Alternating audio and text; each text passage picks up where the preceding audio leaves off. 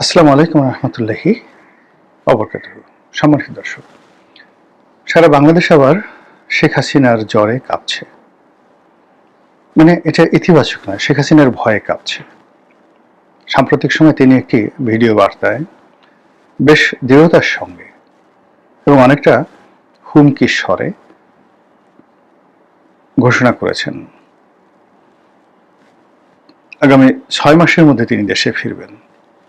এবং তিনি সরকারকে দুটো কথা বলেছেন। প্রথম হলো যে আমাকে যে বিমানে করে বা প্লেনে করে এই দিল্লিতে পাঠানো হয়েছে সেই বিমান পাঠান, সেই বিমান পাঠান, আমি এক্ষণ চলে আসব।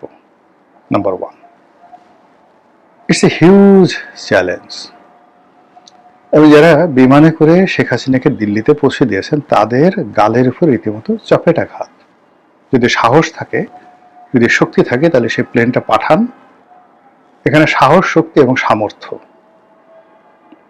তাহলে সেই প্লেনটা পাঠান, আমি সেই প্লেনে চলে আসব। একেবারে বাংলা কথা। 2 নম্বর, আমি আসতেছি, জেলখানা রেডি করেন, আমাকে কোথায় রাখবেন, জেলখানা রেডি করেন, আর আমাকে যে ফাঁসি দেবেন সেই মঞ্চটাও রেডি করেন। এইরকম থ্রেট বিদেশে বসে বা জেলখানাতে বসে কোনো রাজনৈতিক নেতা দিয়েছেন আমি আসলে শুনিনি। অনেক বড় বড় নেতা এই মুহূর্তে জেলখানাতে আছেন। মায়ানমারের অং সান সু চি আছেন, ইমরান খান আছেন, মাদুরো আছেন, এরকম অনেকে আছেন। আবার অনেকে প্রবাসে আছেন। এমনকি শেখ হাসিনার চাইতেও বড় বড় এবং বিখ্যাত মানুষগুলো, যাদের প্রতি ইন্টারন্যাশনাল কমিউনিটির একটা বিরাট, যাকে বলা হয়, গ্রিন সিগন্যাল রয়েছে। যেমন ধরুন দালাই লামা, ভারতের রাষ্ট্রীয় মেহমান রূপে দালাই লামা দীর্ঘদিন ধরে আছেন তিব্বতের ধর্মগুরু, এবং যার উপর আমেরিকার একটা প্রচন্ড গ্রিন সিগন্যাল রয়েছে। He can fly around the world just like a president. America তাকে এই সুযোগটা দিয়েছে, কিন্তু চীন পছন্দ করছে না। এত ক্ষমতা নিয়েও দালাই লামা কোনোদিন শেখ হাসিনার মতো এভাবে কথা বলেননি। এর বাইরে বহু মানুষ এক্সাইলে ছিলেন বা এখনো আছে।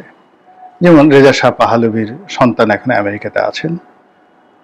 তারপর রাশিয়াতে আছেন বাশার আল আসাদ। পলিটিকে লিগেসি, রাষ্ট্র ক্ষমতা এবং পেছনে যদি মানে পিছনে যাকে বলা হয় ব্যাকবোন যদি বলেন, বা পিছনে যারা তাকে দিয়ে কাজ করাচ্ছে, সেই দিক থেকে বাশার আল আসাদ এখন এই পৃথিবীর সবচেয়ে অন এক্সাইল, বিদেশে আছেন সবচেয়ে শক্তিশালী মানুষ। যেখানে পুতিনের মতো মানুষ তার সঙ্গে আছেন, রাশিয়ার মতো জায়গাতে তিনি নিরাপদ আছেন, এবং এখনো পর্যন্ত তার অস্ত্রধারী 50,000 সৈন্য এবং গেরিলা প্রস্তুত অবস্থায় সিরিয়াতে আছে, 50,000। এবং এদের সাপ্লাই অ্যান্ড চেইন, মানে এদের আর্মস এবং রসদ দেওয়ার জন্য রাশিয়া, তুরস্ক সবাই 2 পায়ে দাঁড়িয়ে আছে, 10 পায়ে দাঁড়িয়ে আছে। আরব বিশ্বের একটা বিরাট অংশ, বিশেষ করে ইরান, পরিপূর্ণভাবে 100% লজিস্টিক সাপোর্ট দিয়ে এই 50,000 অস্ত্রধারী যারা বাশার আল আসাদের সেনাবাহিনীতে ছিলেন, এবং তাদের একটা বিরাট অংশ এখন গেরিলা হয়ে আছে। এরপরেও একটা ট্রু শব্দ আসাদের শুনছেন এখন পর্যন্ত, এরকম একটা কথা, আমি আসতেছি, আমি আসবো 6 মাসের মধ্যে। এই যে শেখ হাসিনা যে কথাগুলো বলছেন, প্রথম কথা হলো যে তিনি হয়তো পাগল হয়ে গেছেন, অথবা তিনি বুঝতে পেরেছেন যে বাংলাদেশের মাটি তাকে ডাকছে, তিনি বাংলাদেশের জন্য অপরিহার্য, তার প্রতিপক্ষ দুর্বল হয়ে পড়েছে, কাজেই এখন একটু ধাক্কা দিলে হয়ে যাবে, এরকম তার একটা ধারণা হতে পারে। এবং তিনি এক্ষেত্রে একটা জিনিস আপনাদেরকে বলি, বাংলাদেশে যে কজন রাজনীতিবিদকে আমি দেখেছি, ধরুন এরশাদ সাহেবকে দেখেছি, মদুত আহমেদকে দেখেছি, তারপর মিজানুর রহমান চৌধুরী সাহেবকে দেখেছি, বেগম জিয়া, সালাউদ্দিন কাদের চৌধুরী, মানে অন্ততপক্ষে আমি ইনক্লুডিং মতিয়া চৌধুরী সহ 150 থেকে 200 যাদের প্রথম পরিচয় ছিল তারা লেখাপড়া করতেন, প্রচুর বই পড়তেন এবং লিখতেন। তো সেই দিক থেকে শেখ হাসিনা একমাত্র সরকার প্রধান যিনি এই যাদের নাম বললাম তার সমসাময়িক সবার চাইতে বেশি পড়াশোনা করেছেন। মানে তার এডুকেশনাল কোয়ালিফিকেশন, ভালো ছাত্রত্ব, এগুলো ডাজ নট ম্যাটার, কিন্তু একটা বিষয় জানার জন্য, বোঝার জন্য যে মেহনত করা দরকার, পড়াশোনা করা দরকার, সেটা এই যে তার সমসাময়িক কোন নেতা বলতে পারবে না। শেখ হাসিনার সাথে বেশি লেখাপড়া করেছেন, মানে বই পড়েছেন। এবং অবাক করার ব্যাপার হলো এগুলো আবার পড়ে তিনি ডায়েরি মেনটেন করতেন এবং এই বিষয়গুলো নিয়ে আলাপ আলোচনা করতেন অনেকের সঙ্গে। এর মধ্যে গল্প আছে, উপন্যাস আছে, সিনেমা আছে, রাজনীতির বই আছে, সংবিধান আছে, পার্লামেন্টারি প্রসিডিংস আছে, এরকম নানা জিনিস তিনি পড়তেন, ইতিহাসের ছাত্র হিসেবে পড়তেন। এবং এই কারণে যারা লেখাপড়া করে, বুদ্ধিমান, তিনি তাদেরকে চিনেন এবং চিনতে পারেন। এটা কেবলমাত্র বাংলায় নয়, কলকাতায় যারা এরকম আছে, দিল্লিতে যারা আছে, এদের একটা বিরাট চ্যানেল শেখ হাসিনার মধ্যে একটা সে নিউক্লিয়াসের মতো গড়ে তুলেছে। তার বন্ধু, ঘনিষ্ঠ বন্ধু, ধরেন ক্লাসমেট কবি এই যে নির্মলেন্দু গুণ, বেবি মওদুদ, সাংবাদিক বেবি মওদুদ তার ঘনিষ্ঠ বন্ধু। এরকম অসংখ্য, মানে পেশায় প্রফেশনে আছেন অসংখ্য মানুষ তার ক্লাসমেট বন্ধু। এমনকি এই যে প্রথম আলোর মতিউর রহমান, মাহফুজ জানাম, এরাও কিন্তু তার ব্যক্তিগত বন্ধু। সম্পর্ক হয়তো ভালো না, কিন্তু তারা সমপর্যায়ের এবং একটা সময় তাদের মধ্যে খুব ভালো বন্ধুত্ব ছিল। তো সেই দিক থেকে আমার কাছে মনে হচ্ছে যে শেখ হাসিনা তার এই যে এক্সাইল, ভারতে যে অবস্থান, এটাকে নিজেকে তিনি তুলনা করছেন শের শাহের মতো। শের শাহের একটা দীর্ঘ সময় তাকে পালিয়ে থাকতে হয়েছে, নিজের মানে সৎ মায়ের অত্যাচারে তাকে তার বাবার কাছ থেকে পালিয়ে থাকতে হয়েছে।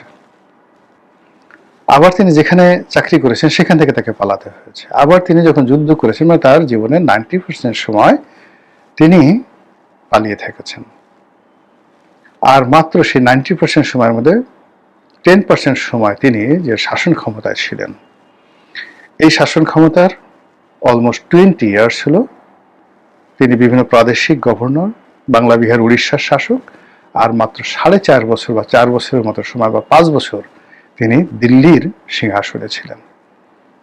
তাহলে চিন্তা করুন, দিল্লির সিংহাসনে তার যে অ্যাচিভমেন্ট, এটা তার জীবনের মাত্র মানে 2 or 3%।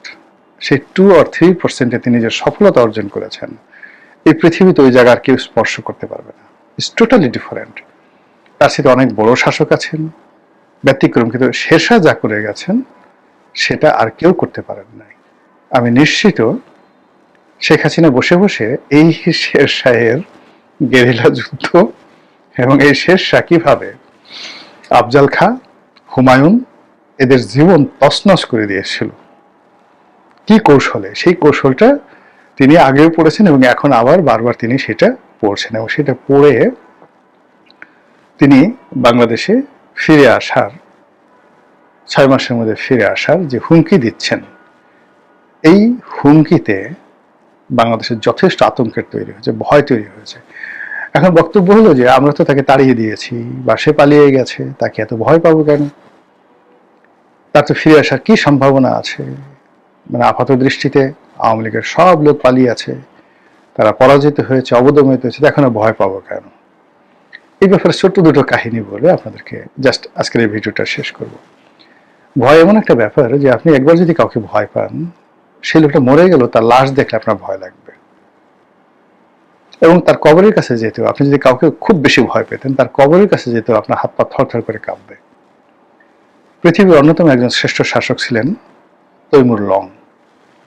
তিনি মরে গেছেন। মরে যাওয়ার পর তিনি লিখে গেছেন তার কবরের গায়ে, আমার এই কবরের ধারে কাছে কেউ আসবে না, এই কবর খোঁড়ার কেউ চেষ্টা করবে না। যদি পৃথিবীর কোনো দাম্ভিক কেউ চেষ্টা করে, পৃথিবীতে ভূমিকম্প হয়ে যাবে এবং সে শেষ হয়ে যাবে। আরে ভালো কথা, 1000 বছর ধরে বা 100 বছর ধরে, শত শত বছর ধরে তার কবরের ধারে কাছে কেউ কবর খোঁড়ার জন্য চেষ্টা করেনি, কিন্তু কমিউনিস্ট জমানাতে সম্ভবত স্ট্যালিনের আমলে যে সোভিয়েত আর্কিওলজির যারা ধর্মকর্ম বিশ্বাস করতেন না, তারা স্ট্যালিনের নির্দেশ, এখানে স্ট্যালিন হতে পারে বা ক্রুশেভ হতে পারে, দুজনের একজন, তারা করলো কি এই কবর খোঁড়ার চেষ্টা করলো। তো কবর যখন তারা খোঁড়ার চেষ্টা করলো, সঙ্গে সঙ্গে পুরো সোভিয়েত ইউনিয়নে মারাত্মক ভূমিকম্প তৈরি হলো। এটা অলৌকিক হতে পারে, এটা কাকতালি হতে পারে, কিন্তু পুরো প্রশাসন তছনছ হয়ে গেল এবং কবর খোঁড়া বন্ধ। এখন পর্যন্ত তৈমুর আলমের কবরের কাছে কেউ যায়নি। বোঝার চেষ্টা করুন যে এটা হলো মানুষের ভয়। আচ্ছা, এখনো দেখেন মানে সিলেটে হযরত শাহজালাল রহমতুল্লাহ আলাইহি আছে, হযরত শাহপরান রহমতুল্লাহ আলাইহি আছে। হযরত শাহপরান রহমতুল্লাহ আলাইহির মানে তাকে বলা হয় গরম পীর। তিনি রাগ হয়ে অভিশাপ দিয়ে অনেক মানুষের জীবন শেষ করে দিয়েছেন। তো এটা মানুষ বিশ্বাস করে, ফলে যত ঢিলা ঢালা ভাবে শাহজালালের মাজারে যায়, কেউ শাহপরানের মাজারে ওইভাবে ঢিলা ঢালা যায় না, অত্যন্ত বিনয়ের সঙ্গে তার পাহাড়ের উপরে যায় এবং ওইভাবে এখনো তার মাজারকে মানুষ ভয় পায়। এই বাংলাদেশে দুটো ঘটনা। এরপরে যদি আপনি ধরেন সাপ, আপনি সাপকে খুব ভয় পান, একটা সাপ মরে গেছে আপনি জানেন কনফার্ম, আপনি তার লেজটা ধরতে পারবেন? একবার একটু চিন্তা করেন তো। অথবা ধরেন সাপের লেজের কথা বাদ দেন, সাপ যে খোলস যেটা ছেড়ে যায়, ওইরকম একটা খোলস আপনাকে যদি বলা হয় আপনার গলায় পেঁচিয়ে আপনি একটু হাঁটবেন, সঙ্গে সঙ্গে দেখবেন আপনার সেন্সলেস হয়ে যাবে। আপনার বাবা দাদা অনেকে ধরেন যৌবনে খুব শাসন করতেন, ভয়ে থর করে কাঁপতেন, এই বুড়া বিছানায় শুয়ে আছে, বিছানায় পায়খানা পেশাব করছে, কিন্তু তার ব্রেন ঠিক আছে, মানে সে অসহায় হয়ে যায় না, ব্রেন ঠিক আছে, কিন্তু সে প্যারালাইজড হয়ে গেছে। আপনি বয়স হওয়ার পরও তার ধারের কাছে যেতে পারবেন না, ধমক দিলে আপনার তখন হাত পা থরথর করে কাঁপবে। হুমায়ুন আহমেদের অনেকগুলো নাটকে এরকম কিছু খেপাটে যে বৃদ্ধ, আজ রবিবার নাটকে আপনি দেখবেন আবুল হায়াত এবং অন্যান্য যারা আছে তাদের যে বাবা হিসেবে অভিনয় করেন আবুল খায়ের, একটা জাস্ট অ্যাডজাক্ট ওই দৃশ্য এই সমাজে ঘটে। তো সেই কারণে 17 বছরে শেখ হাসিনা যে লিগেসি তৈরি করেছে ক্ষমতায় থেকে, আর এরশাদ জমানাতে বিরোধী দলে থেকে যে লিগেসি তৈরি করেছে, তো এর ফলে তাকে যারা চিনেন সবাই তাকে জমের মতো ভয় পান। একজন সংসদ সদস্য হুইপ আমার মানে ঘনিষ্ঠ বন্ধু, তো সে আমাকে বলতেছিল যে আমার শেখ হাসিনাকে দেখলে খুব ভয় লাগে। আমি বলি কেন? তুমি দেখছো তার সাদা চোখ, বিলাই চোখ, ক্যাশ চাই, ওই চোখের দিকে তাকালে আমি থরথর করে কাঁপি। আমি বললাম যে সেটা তো বুঝলাম, কারণটা কি?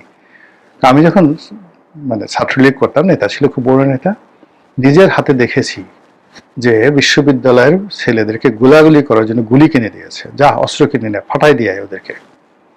80-র দশকে এরশাদ জমাতে আগে গুলি কর ফাটা, বোমা কেনার জন্য সে নিজের হাতে দিয়েছে। এরপরে এই যে ধরেন কর্নেল ফারুক যাদেরকে এই যে তার পিতার হত্যাকারী রূপে ধরেছে, এখন তো অনেকে বলছে যে সে নিজের হাতে জবাই করেছে, সত্য মিথ্যা জানি না। তো বোঝার চেষ্টা করুন যে ধরে তার যারা পিতার হত্যাকারী তাদেরকে নাকি তিনি নিজের হাতে জবাই করেছেন। ধরেন ডাহা মিথ্যা, কিন্তু কথাটা তো প্রচারিত হয়ে গেছে, তাহলে তার সম্পর্কে আপনি ভয় পাবেন না কেন? কিন্তু একটা জিনিস একেবারে সত্য, সেটা হলো কর্নেল ফারুক, তাকে যখন ধরা হলো ডিবি অফিসে বা সিআইডি অফিসে তার ইন্টারোগেশন চলছে, পেপারে আসলো যে সে ওখানে শ্যাম্পেন চেয়েছে, স্যান্ডউইচ চেয়েছে, এবং শ্যাম্পেন এবং স্যান্ডউইচ ছাড়া সে কিছু খাবে না। এটা প্রধানমন্ত্রী কানে গেল, শেখ হাসিনা কানে গেল, সে তেলে বেগুনে জ্বলে সে বলল যে কিসের শ্যাম্পেন, কিসের পিটা ওকে, এবং এখন সে লোক পাঠালো বলে যে ওর সামনে পিটাবি আর টেলিফোনে আমাকে ওর চিৎকার হাওমা করে কান্না আমাকে শোনাবি, এবং সেটা হয়েছে। This is Sheikh Hasina. তো সেই শেখ হাসিনা হঠাৎ করে বলতেছে 6 মাসে চলে আসবে, তাহলে বলেন তো যারা জানে এই ঘটনাগুলো তারা কেন ভয় পাবে না? ওই যে সুরেন্দ্র সেন গুপ্তের সেই কথা, বাঘে ধরলে বাঘে ছেড়ে দেয় অনেক সময়, শেখ হাসিনা ধরলে কখনো ছাড়ে না। এটা বুঝেন না, এই কারণে দেখেন, এই যে সে যাই বলছে না কেন, সবকিছুতেই সংবাদ শিরোনাম হচ্ছে, সবকিছুতেই একটা আতঙ্ক তৈরি হচ্ছে, বিরক্তি তৈরি হচ্ছে। লোকজন বলছে যে কি হলো, এটা কি, এ কি বুড়ো হবে না, এ কি মরবে না, এ খালি আমাদেরকে ভয় দেখায়। মহান আল্লাহ আমাদের সবাইকে হেদায়েত দান করুন।